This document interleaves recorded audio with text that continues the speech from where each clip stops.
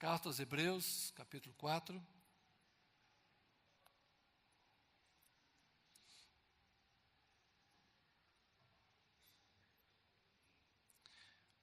Vamos refletir esta noite nesse texto que encoraja a fé e nos ensina algo sobre o caráter de Deus, que é muito importante.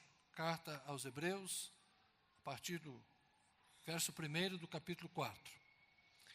Visto que nos foi deixada a promessa de entrarmos no descanso de Deus, que nenhum de vocês pense que falhou, pois as boas novas foram pregadas também a nós, tanto quanto a eles. Mas a mensagem que eles ouviram, de nada lhes valeu, pois não foi acompanhada de fé por aqueles que a ouviram. Vamos saltar um pouco no verso 11. Portanto, esforcemo-nos por entrar nesse descanso, para que ninguém venha a cair seguindo aquele exemplo de desobediência. Pois pela palavra de Deus, a palavra de Deus é viva e eficaz, mais afiada que qualquer espada de 2 gumes. Ela penetra até o ponto de dividir alma e espírito, juntas e medulas, e julga os pensamentos e intenções do coração. Nada em toda a criação está oculta aos olhos de Deus. Tudo está descoberto e exposto diante dos olhos daquele a quem havemos de prestar contas. Portanto, visto que temos um grande sumo sacerdote que adentrou os céus, Jesus, o Filho de Deus, apeguemo-nos com toda a firmeza à fé que professamos, pois não temos um sumo sacerdote que não possa compadecer-se das nossas fraquezas, mas sim alguém que, como nós, passou por todo tipo de tentação, porém sem pecado.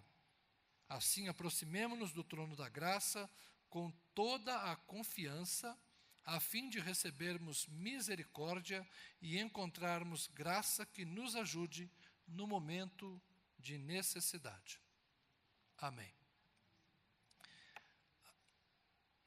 De algum tempo para cá, ressurgiu uma discussão significativa, que já vem de séculos atrás, acerca da liberdade humana e do governo de Deus.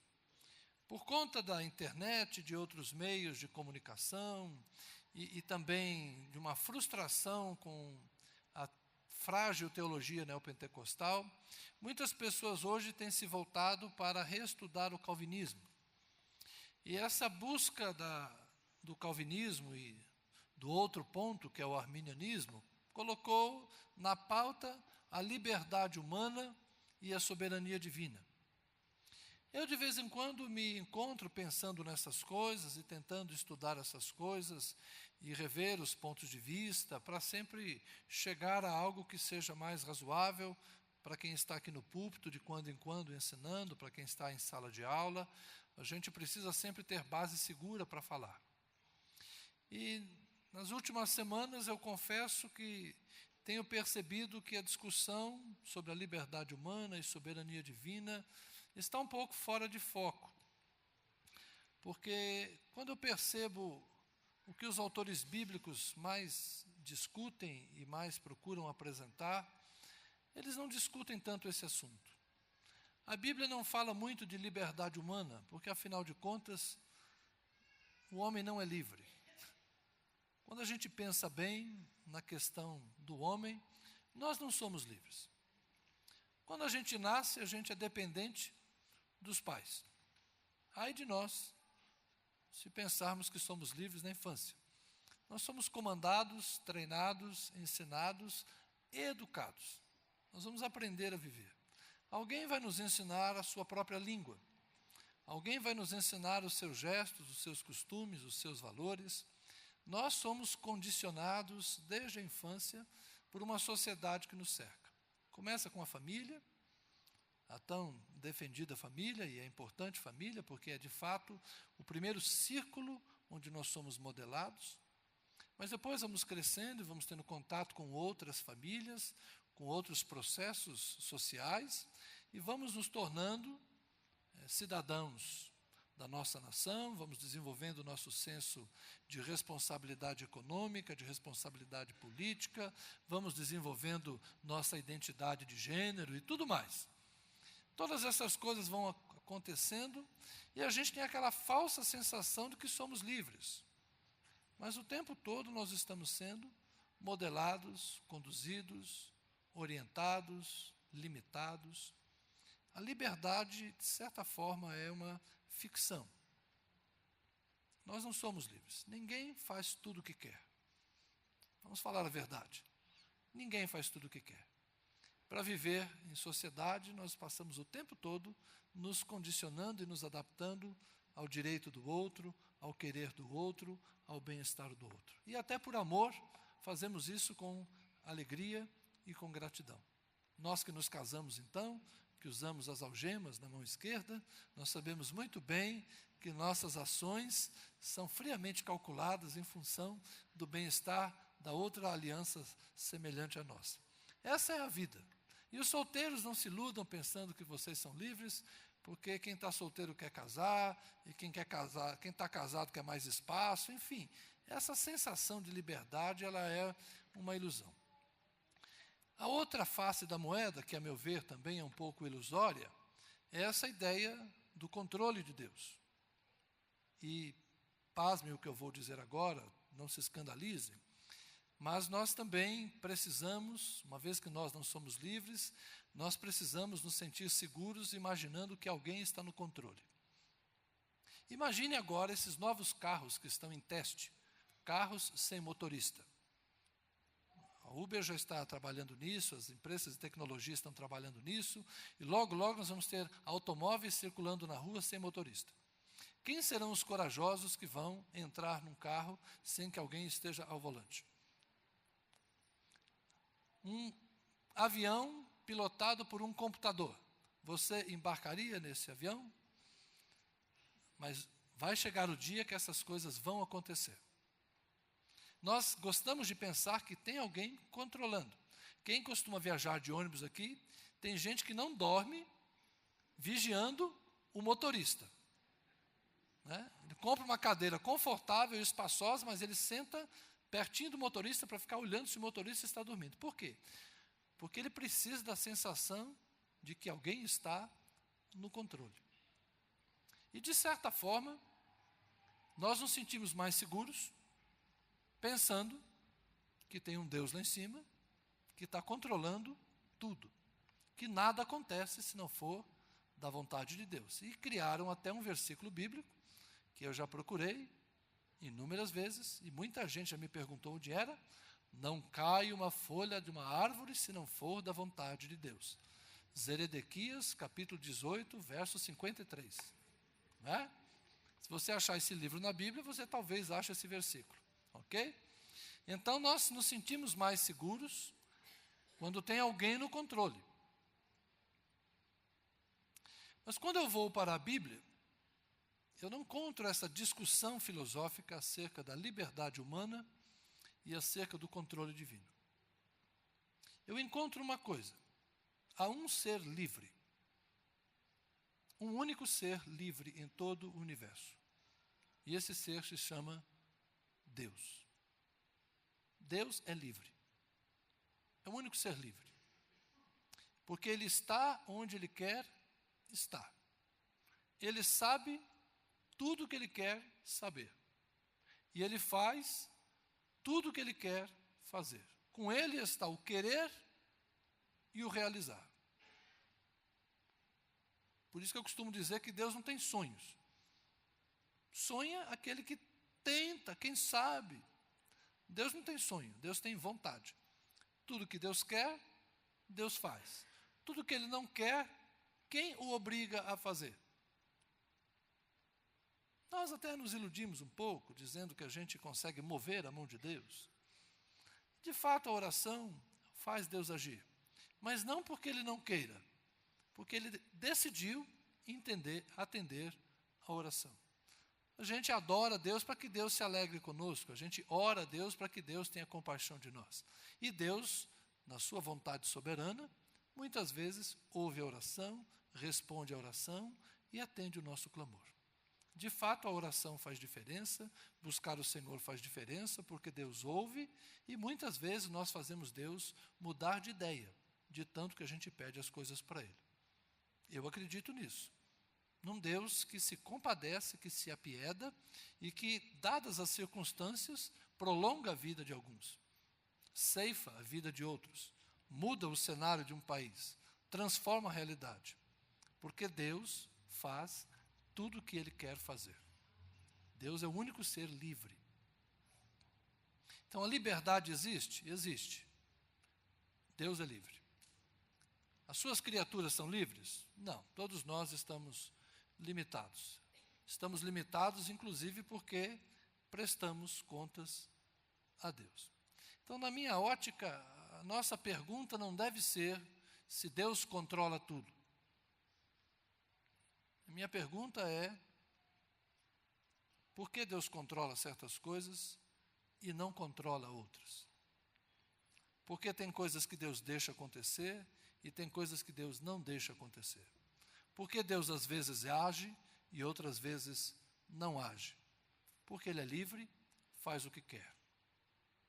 E aí encontro esse texto do autor que não sabemos identificar, escrevendo aos Hebreus acerca de uma promessa de Deus. Há uma promessa de um descanso. Essa nossa vida difícil, essa nossa vida atabalhoada, esses nossos compromissos, essas coisas complicadas que existem nesse mundo, um dia vão cessar. É muito bonito a gente estar aqui hoje, nesse Dia das Mães, homenageando as mães. E as mães sabem quantas noites de sono vocês perderam, quantas vezes vocês disseram: meu Deus, onde eu estava com a cabeça? Quantas aqui, depois do primeiro parto, disseram: chega? E depois tiveram coragem para ter mais um. E às vezes até um terceiro. Mas vocês, mães, sabem que já houve momentos em que vocês disseram: isso é difícil demais. Mas fiquem tranquilas, há um descanso. Há um descanso de Deus. Um dia nós descansaremos das preocupações de mãe, de pai, dos deveres de cidadãos, das nossas preocupações com o nosso país, dos nossos deveres como cristãos, das nossas preocupações com a igreja, com os compromissos que a gente assume nessa vida religiosa que a gente tem, nessa vida social, nesse nosso corre-corre para sustentar a nossa casa com dignidade. Viver é um grande trabalho, viver é um grande esforço. Quem consegue viver de uma maneira razoável, dorme 8 horas por noite. Muita gente não consegue isso, mas dorme 8 horas, trabalha 8 horas e faz algumas outras coisas durante 8 horas, mas a gente sabe que a vida é difícil. Mas há uma promessa de um descanso de Deus. Um dia as nossas preocupações vão findar, um dia o nosso trabalho vai cessar, um dia, enfim, a gente vai descansar. Tá bom? Onde é esse descanso? O descanso é no céu. O autor de Hebreus está falando aqui que havia, desde a criação, uma indicação do descanso de Deus. Havia para os israelitas uma promessa deles entrarem em Canaã, chegarem à terra prometida, conquistarem a terra, não seriam mais escravos no Egito, não seriam mais peregrinos no deserto, mas um dia eles estariam nas suas casas, na sua cidade, cuidando dos seus campos, das suas vinhas, comendo do seu pão, bebendo do seu vinho, usando do seu azeite, e eles estariam descansados na terra que o Senhor lhes dera. É a promessa do descanso na terra prometida que mana leite e mel. Mas nós sabemos que essa história, de fato, não é tão simples assim. Uma geração toda morreu no deserto sem entrar no descanso porque foram rebeldes. E pouco tempo depois, os que entraram tiveram que guerrear e lutar muito para conquistar a terra. E logo depois de conquistarem a terra, não conseguiram expulsar todos os inimigos e conviveram séculos com guerras e mais guerras e mais guerras. A história do Antigo Testamento não é exatamente a narrativa do descanso do povo de Israel na terra prometida, mas é a luta de Israel para sobreviver na terra prometida. Então, aquele povo que recebeu a promessa, não herdou a promessa. Não viveu o descanso de Deus. E o autor de Hebreus está dizendo que a promessa continua viva. E a promessa que eles não viveram porque não tiveram fé, Deus foi fiel, mas eles não tiveram fé e não obedeceram às ordens de Deus, eles não ouviram o mandamento de Deus, e por causa disso eles não desfrutaram da promessa que Deus lhes dera. Ouviram a palavra, mas não atenderam, não obedeceram, não cumpriram a lei, não desfrutaram o descanso. A ordem vem para nós agora, há para nós também uma promessa de descanso. Eu diria que a frase de Jesus no capítulo 14 do Evangelho de João: crede em Deus, crede também em mim. Na casa de meu Pai há muitas moradas e eu vou preparar lugar para que onde eu estiver, vocês estejam comigo. Eu acho que essa é uma promessa que todos nós já ouvimos e já entendemos. O nosso descanso é nas moradas celestiais. E essa palavra de Deus é confiável. Assim como Deus fez a antiga promessa aos antigos pais de Israel, Deus renovou a promessa por meio de Jesus Cristo para nós, a igreja do Senhor. Então, hoje está viva esta promessa de que nós entraremos no descanso de Deus.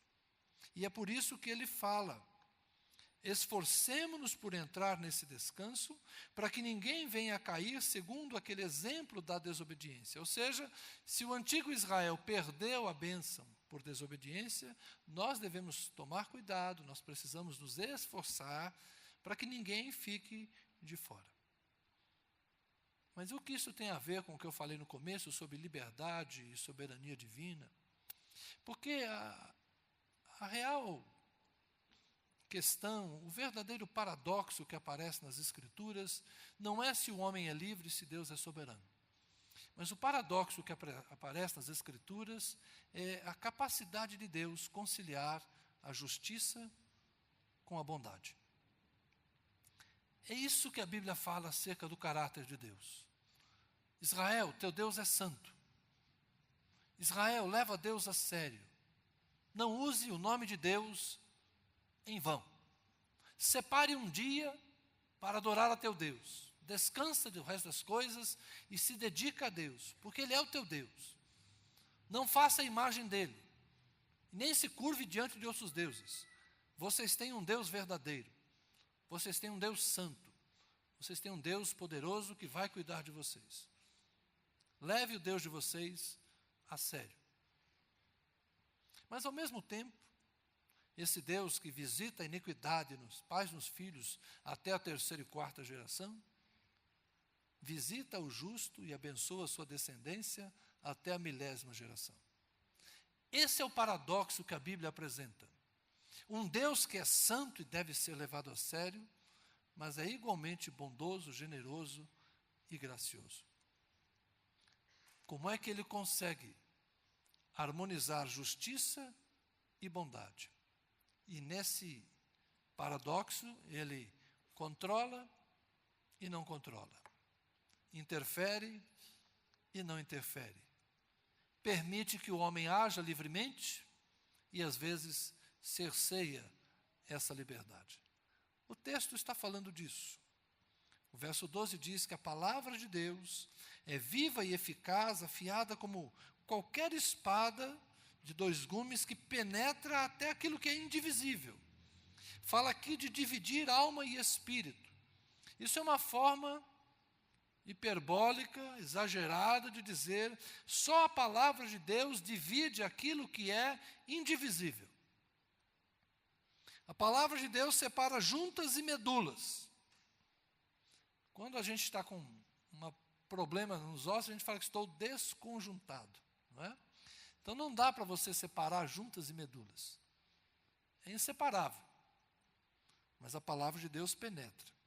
O que o autor quer dizer é usar metáforas para falar que Deus entra no mais íntimo do coração e nada está oculto aos seus olhos.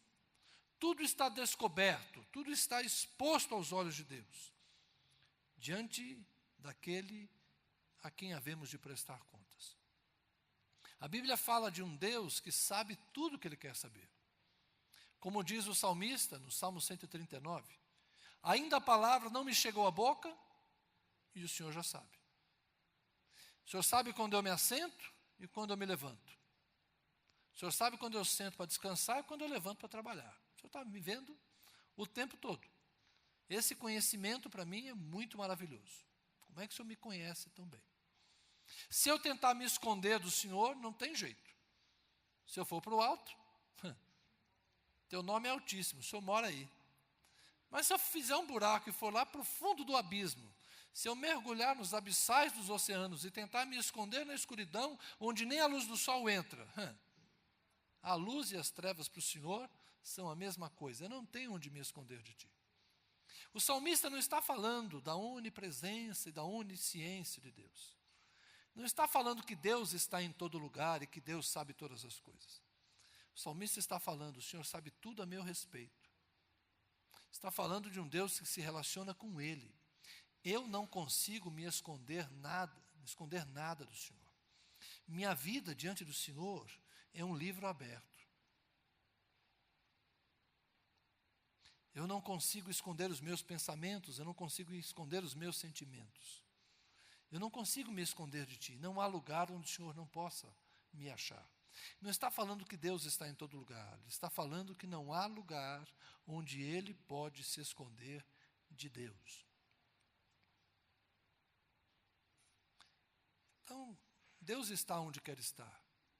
E Deus sabe tudo que Ele quer saber. É isso que a Bíblia diz.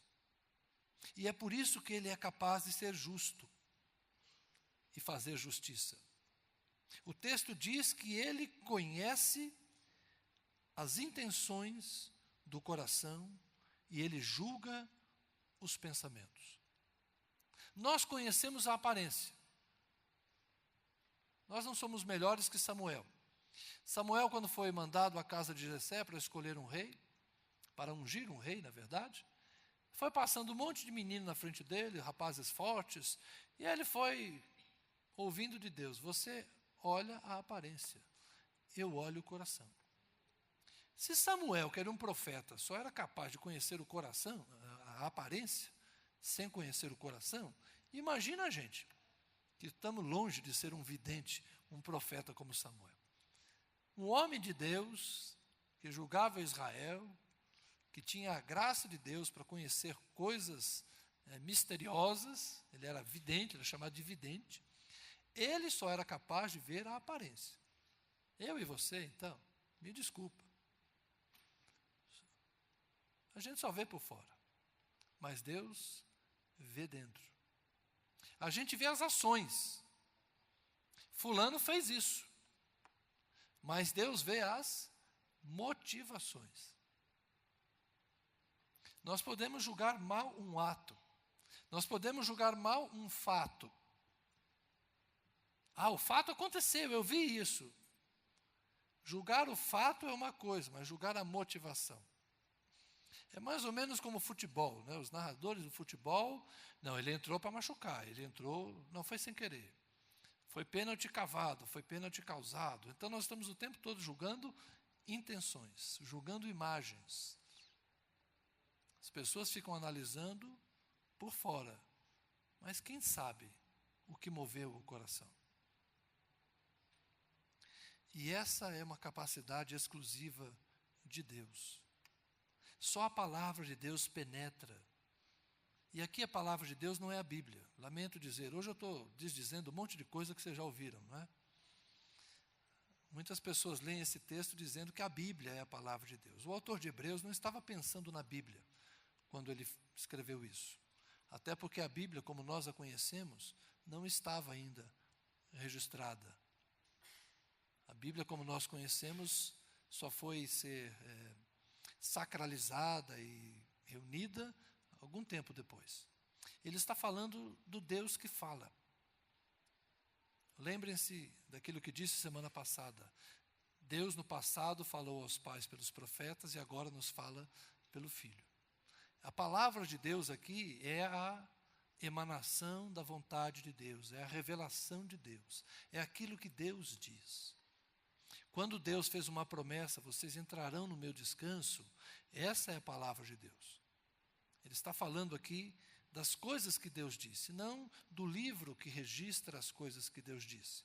Ele está falando da própria palavra de Deus. De um Deus que fala, de um Deus que age, de um Deus que diz. E essa palavra de Deus, ela penetra o coração. Essa palavra de Deus julga intenções. E nesse sentido, o próprio Jesus, ele vai exercer juízo. Vocês serão julgados pela palavra que vos tenho falado. O Evangelho, meus irmãos, é palavra de Deus. E o Evangelho penetra o nosso coração e mostra quem nós somos. O Evangelho descortina a nossa vida. E nós seremos julgados à luz desse Evangelho que recebemos. Nós seremos julgados à luz da obediência que desenvolvemos a essa palavra que ouvimos. Sermos ouvintes da palavra, como escreveu Tiago, não resolve. Nós temos que ser praticantes da palavra. Deus vai nos julgar por aquilo que fazemos, por aquilo que pensamos e por aquilo que sentimos. Há coisas boas que fazemos que talvez não tragam recompensa. Lembra da expressão de Paulo? Se eu der meus bens aos pobres, mas não tiver amor, nada serei. Ou seja, não há recompensa. Se eu der meu corpo para ser queimado, não há recompensa. Deixa eu dar um exemplo simples. Lembra daquelas histórias do passado, quando a gente tinha aquele medo de alguém ser tentado e testado até a morte, e começam aquelas histórias de que lá na União Soviética, um dia os crentes estavam reunidos e entrou um grupo de soldados e pegaram a metralhadora, encostaram o povo na parede e falaram assim: quem confessa Jesus? E aí o pessoal: eu confesso. Então tá bom. Está todo mundo confessando Jesus? Então tá. Então nós também somos cristãos, nós também queremos confessar Jesus, nós só estávamos aqui testando quem era cristão de verdade, para ver se a gente podia abrir o coração ou não. Esses mitos evangélicos que se espalharam pelo mundo. Imaginem uma cena de alguém sob uma ameaça como essa, um fuzil dizendo assim: se você confessar Jesus, eu te mato. E aí a pessoa começa a pensar: bom, se eu negar Jesus, eu vivo. Mas pelo que eu sei, Jesus disse que quem negar ele vai para o inferno. Então é o seguinte: minha vontade é negar Jesus e viver. Mas eu também não estou querendo ir para o inferno. Então, diante dessa circunstância, tá bom, vai, eu não nego Jesus não. Pode me matar, que pelo menos aí Deus é obrigado a me levar para o céu. Isso é malandragem, não é não? Isso não é uma confissão amorosa. Isso é por esperteza. Só estou imaginando uma cena. Mas ele fez a coisa certa, mas pela motivação errada. Ele não fez porque ama a Deus ou porque ama Jesus. Ele fez porque estava com medo do inferno. Então tem gente que segue a Jesus porque quer ir para o céu, tem gente que segue a Jesus porque tem medo de ir para o inferno, mas as duas motivações estão erradas. A motivação verdadeira deveria servirmos a Deus porque amamos a Deus sobre todas as coisas. Esse é o maior mandamento. Não é pelo interesse de ir para o céu, nem pelo medo de ir para o inferno. Deus julga a nossa motivação. Entenderam? Mas o texto segue dizendo que apesar de Deus ser justo, apesar da palavra de Deus penetrar no nosso coração, apesar de nada estar descoberto aos olhos de Deus e tudo estar exposto diante dele, nós devemos mesmo assim nos aproximar. Porque nenhum de nós é perfeito, nenhum de nós consegue ser 100% bem intencionado. Nenhum de nós consegue o tempo todo ser obediente. Mas nós temos que nos apegar com firmeza a essa fé que professamos e nos aproximarmos do trono da graça de Deus, a fim de sermos ajudados hoje, no momento da nossa necessidade. Porque temos um sacerdote que, como nós, Jesus Cristo, foi tentado. E essa é a beleza do nosso Deus. Que Ele é um justo juiz e vai dar a cada um aquilo que merece. Um Deus que não tem por inocente o culpado, mas que consegue exercer graça e misericórdia Aproximemo-nos do trono da graça com toda a confiança, a fim de recebermos misericórdia e encontrarmos graça que nos ajude no momento da necessidade. Eu não sei como Deus consegue ser justo e bom, mas Ele consegue. É um paradoxo insolúvel para mim. Quando eu penso em justiça, Deus deveria dar a cada um aquilo que cada um merece. Mas quando eu penso na graça de Deus, Deus nos dá muito mais generosamente aquilo que nós nunca merecemos. Esse é o paradoxo do Deus da Bíblia. Ele é santo, justo e bom, está formando um povo santo e justo, que não consegue ser tão santo e tão justo como Deus gostaria, mas mesmo assim, Ele não desiste da gente. Se Deus não desistiu de você, não desista de si mesmo. Não desista de você. Não desista de Deus. Não desista da caminhada. Como Israel no deserto, nós somos peregrinos. Temos uma promessa de entrar no descanso. Enquanto a gente não chega lá, a vida é difícil mesmo. É difícil ser santo todo dia. É difícil ser honesto todo dia. É difícil ser verdadeiro todo dia. É difícil ser sincero. É difícil ser crente. É difícil orar todo dia. É difícil ler a Bíblia e entender. É difícil rir quando a coisa está difícil, não é? E alegrar-se com quem se alegra, chorar com quem chora, dar graças em todas as circunstâncias. É difícil praticar essas coisas. Mas não é impossível, não. Porque Deus nos dá graça e Deus nos ajuda nesse tempo que se chama hoje. No céu nós não vamos precisar de ajuda, gente. No céu está tudo resolvido. Lá é o descanso. O tempo da necessidade é agora. Não desista de Deus, porque Deus não desistiu de você. Lembre-se, o teu Deus é justo. Ele é santo. Deve ser levado a sério. Mas não desanime.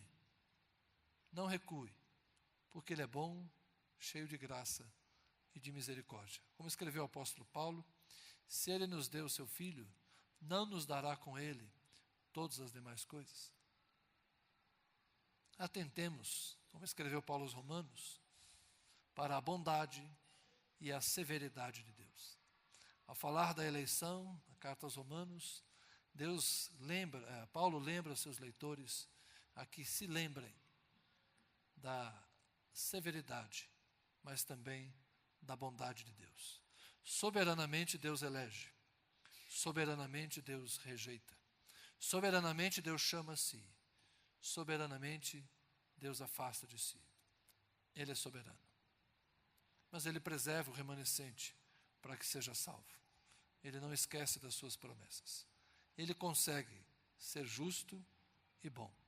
Ele consegue ter Israel e abrir mão de Israel. Ele consegue ter a igreja e abrir mão da igreja. Não pense você que os vacilantes vão permanecer. Permanecem os que têm fé. Nós somos salvos pela graça de Deus. É graça, mas é mediante a fé. Aqui, nesse texto que lemos, 2 vezes, está dito que nós devemos permanecer na fé. Permanecer na fé que confessamos. Se a nossa boca diz que crê, a nossa vida tem que mostrar que a gente crê. Não desanime, permaneça. Deus é maior que os seus desafios, Deus é maior que as suas limitações, Deus é maior do que os pecados e problemas que você enfrenta. Deus dá graça, Deus perdoa, Deus levanta, Deus restaura. Não desista. Ele não desistiu de você. Amém? Vamos orar?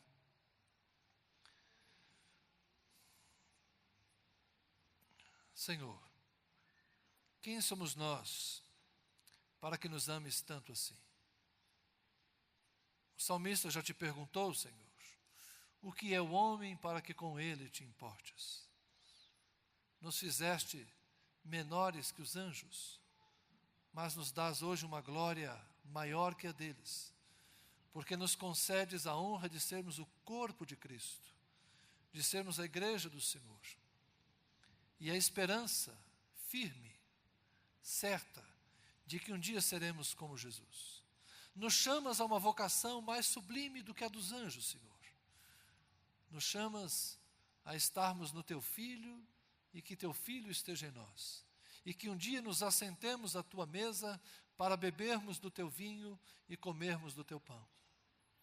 Nos chamas à casa paterna, nos chamas às moradas celestiais, nos chamas ao Monte Santo, Senhor, a Jerusalém celestial, ao templo onde habita a glória do Senhor.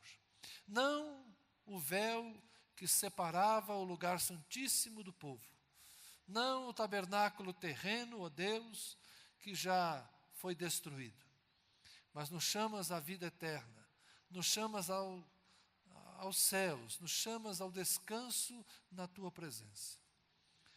Nós queremos confiar nisso, Senhor, para não desanimarmos nestes dias difíceis que enfrentamos. Não desanimarmos por causa da doença, por causa dos problemas, por causa das dificuldades da vida, por causa da falta de dinheiro, da falta de emprego, da falta de amigos, da desestruturação do lar. Nós não queremos, ó Deus, abandonar a fé. Não queremos nos esquecer do Deus que nos salvou e nos chamou para vivermos o Evangelho de Jesus Cristo, independente das circunstâncias que nos rodeiam. Vivemos as aflições deste mundo enquanto estamos no mundo e aguardamos o descanso eterno na casa do Pai eterno. Por isso, Senhor, oro por mim mesmo e oro por meus irmãos, pedindo que o Senhor nos fortaleça a fé. Se é a graça que nos alcançou, ó Deus, que a nossa fé não esmoreça, que os nossos joelhos não vacilem, que os nossos pés não se desencaminhem, que as nossas mãos não se enfraqueçam, mas que possamos reter esta verdade, confessar mais uma vez e renovar cada dia a confissão da nossa fé em Jesus Cristo. Mantermos o nosso coração firme no Senhor, sem desanimar, sem esmorecer, sem recuar. Nosso coração está exposto, Senhor. Conheces as nossas fragilidades. Sabes os que têm fé e os que oram como aquele homem. Ajuda-me na minha falta de fé. Sabes os que têm andado em santidade e conheces também aqueles que têm pecado, Senhor. Conheces os confiantes e os inseguros. O Senhor conhece os firmes, conhece os fracos. Mas não há nada que possa impedir que o Senhor continue nos amando. Se eu estiver de pé, o Senhor me ama. Se eu cair, o Senhor me ama. Se eu estiver perto, o Senhor me ama. Se eu me afastar, o Senhor me ama. E esta é a Tua graça, Senhor. Não há nada que façamos que Te impeça de nos amar. Ajuda-nos a crer na imutabilidade do Teu amor e na Tua boa vontade para conosco, para que nos aproximemos hoje no trono da graça e sejamos alcançados pelo Teu favor e fortalecidos na força do Teu poder. Oramos em Cristo, Senhor, rogando a Tua bênção sobre todos nós. Amém. Amém. Graças a Deus.